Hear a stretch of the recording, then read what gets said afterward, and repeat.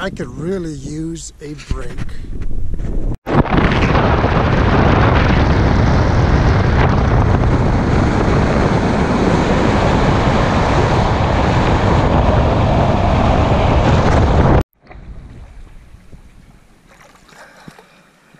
This is more like it.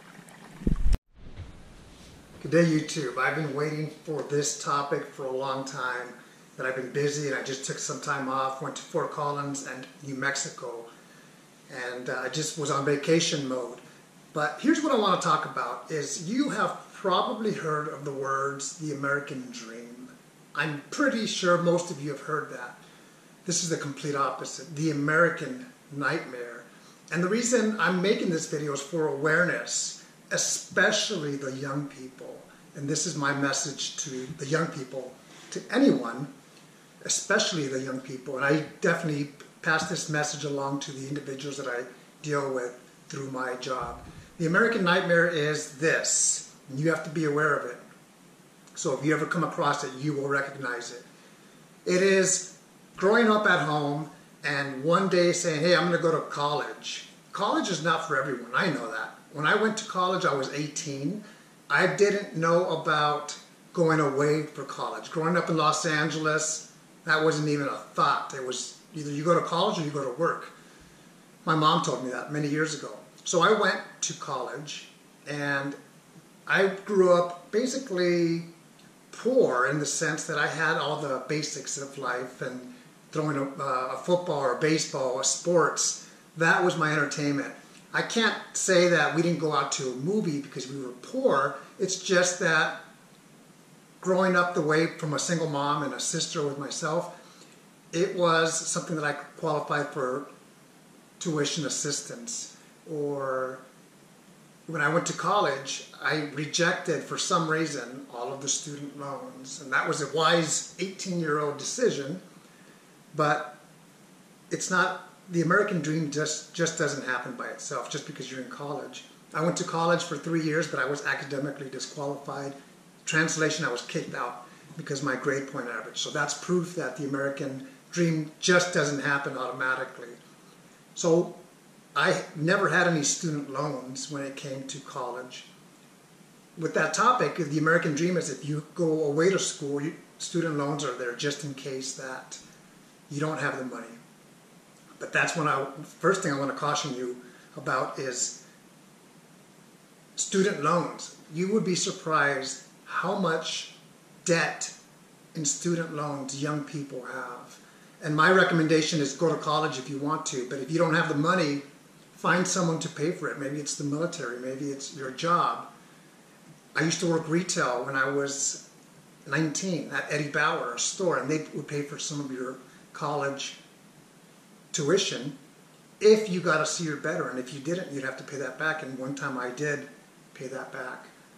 So be very aware of college or student loans. In fact, the better thing to do is if you don't have the money, go to a community college for 2 years. It's cheap. It may not be fancy, but you have to think big picture. And that's one of the things that when I was an 18, 19, 20-year-old, I didn't think big picture. Be very careful. Don't even, if you have to take student loans, don't take out more than you need. Some people think that it's a 4-year lifestyle. I'll pay it back, I'll earn money. What about the individuals that don't finish college like myself? The first time, I had to go back to school at age 26 and graduated at 29, but I had grown. The individuals that say I have X number of dollars in student loans, but I never completed my degree. The next thing is you're done with college, or you have your full-time job, and you're in love, and you get married. That is the American dream, that wedding day that flies by. For me, it's coming up on 23 years ago. And I told my mom when I was about 16 years old, I want to get married once, and I want to stay married, and I want to get married at the age of 28. Well, I got married at the age of 24. Knock on wood. We're hitting 23 years in a few months. And it is definitely something that I am a work in progress just like everybody else when it comes to their relationship, whether it's boyfriend, girlfriend, or marriage.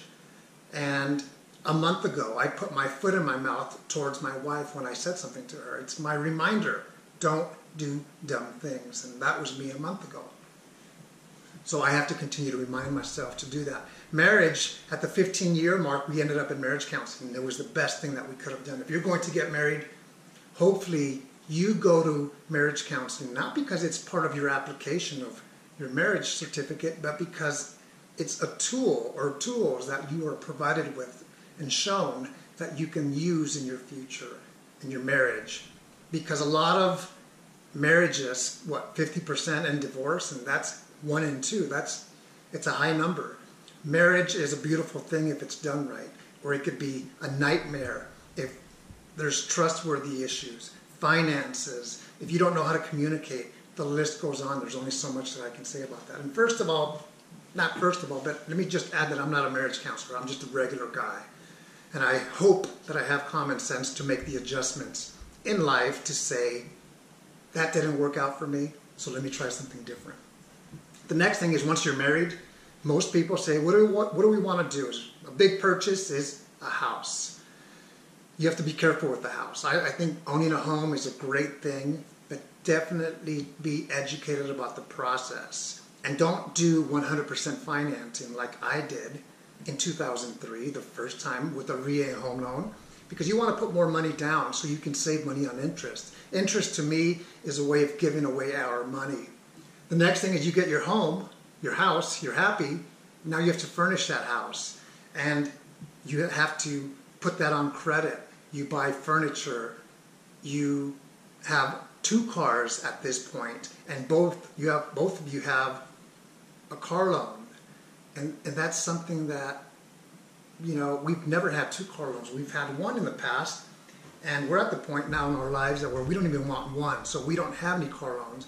And the other thing is I drive a 2009 Kia Sportage, no power, no traction, but it takes me to point A and point B, which is work, where I work 40 hours a week, and the car stays parked out there. So debt, finances will add a lot of stress to a marriage, to a relationship. The American dream adds up really quick if we are not aware, not the American dream, the American nightmare. How often do you hear that? Not often. That's how come I just made a mistake and I said the American dream. But the American nightmare is something that creeps up on us if we are not aware of our surroundings, of what we're doing. Are we being intentional with our plan? Are we communicating our plan? Or if you're single, this is all on you, on one individual, which is you. I heard, as I was driving into work today, this morning, a topic, it was real brief, on the radio news channel about a new game called Monopoly for millennials. I haven't seen it, but it says buying a house, you can't afford it. Doing this, you can't afford it, and things like that. So I have to do more research into that. But it talks, in the radio show, it talked about millennials trying to buy experience over property. Property could be a home, it could be furniture, it could be a collection of things. And I don't think that that's a bad idea overall. And I'm not saying never buy property, whether it's furniture, a home, a car, things like that. You have to have those things, even if you rent. There is nothing wrong with renting. But when you're ready to buy, be educated, again, like I said just a few moments ago. And make sure that you have a solid plan, because definitely I'm at the point in life where we're debt-free 100%, but I need more money because my income, I lost 60%. And when I say I need more, is I want more. That's it. So I'm at the point in life where I'm going to start to minimize on certain things. I collect Starbucks mugs, jerseys, sports shirts, rock shirts, music, a whole bunch of stuff. You can see it right there.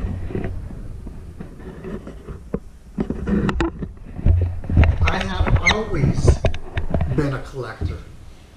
And there are some things that I'm going to keep, but there are some things that I'm just going to either give or sell. Most of it I'm going to sell and make extra money. And with that money, I'm going to buy experiences. And it's travel. Travel doesn't always have to be outside of the U.S. or outside of your country. It could be in your state. We drove 4 hours into New Mexico for a break, a much needed break.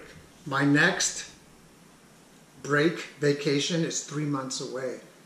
Palm Springs. looking forward to it. It's about experiences in my life. So some of these millennials, and it's not that I want to put all of one generation across the board, because they're not all like that. There are some people who are my generation who want to minimize and spend more on experience. So they could be younger or older. It's not just millennials. But my point is this. What is it that you want out of your life? Do you want the American dream? Or are you in the American nightmare? Or do you not want to end up in the American nightmare? And I hope that's the case. Awareness. Find out where you are today. And don't think that my life is a perfect pattern because I've been married almost 23 years, because it takes a lot of work that I'm willing to do, invest in my relationship, in myself, in my health, in my day-to-day.